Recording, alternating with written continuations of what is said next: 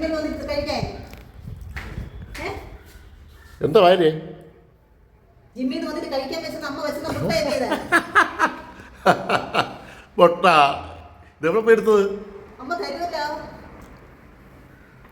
എവിടുന്ന് എടുത്തത്? അമ്മയുടെ മുട്ടയല്ലേ?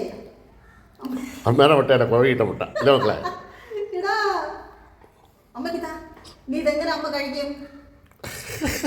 ഞാൻ കഴിക്കുന്ന ഒരു മുട്ടയാണ് ഇതാ. അമ്മക്കിതാ ഒന്ന്, അമ്മക്കിതാ പതുക്കെ തിരിക്കാതെ വയ്ക്കുകയാണ്. പോലെ പിടിച്ചേക്കാണ്. അമ്മക്ക് ജിമ്മിൽ നിന്ന് വന്നിട്ട് കഴിക്കാനുള്ളതല്ലേ. മുട്ട കഴിച്ചില്ലെങ്കിൽ ചിക്കൻ എങ്ങനെ ആരുണ്ടാക്കും? ചിക്കൻ ഉണ്ടാക്കി തരണം എങ്ങനെ?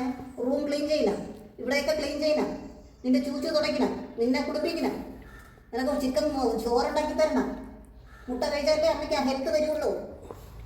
അതിനെടുത്ത് എങ്ങനെ വായിക്കാത്ത വെച്ചിരുന്ന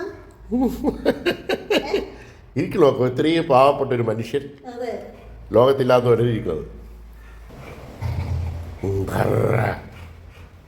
വായിക്കാതിരിക്കുന്നത്. എടാ കടയ്ക്ക് ഇതാ കാണിക്കും, അവിടെ ആന്റിമാർക്ക് കാണിച്ചു കൊടുത്ത് മുട്ട എടുത്ത് ആന്റി എന്ന് പറ. കുറേ ആന്റിമാരുണ്ട് നിന്റെ ഫാൻസ്, അവരൊക്കെ ഒന്ന് കാണിച്ചു കൊടുത്ത് നിന്റെ സ്വഭാവം. മുട്ടക്കള്ളനാണെന്ന് അവരൊക്കെ അറിയിട്ട് നോ ഗിർ വെക്കില്ല. അപ്പോൾ നോക്ക് ആന്റിമാരെല്ലാം കാണട്ടെ, ഭയങ്കര ഫാനാക്കി വെച്ചിരിക്കുകയാണ് മുട്ടക്കള്ളൻ. മുട്ടക്കള്ളനാണെന്ന് അവരറിയിട്ട്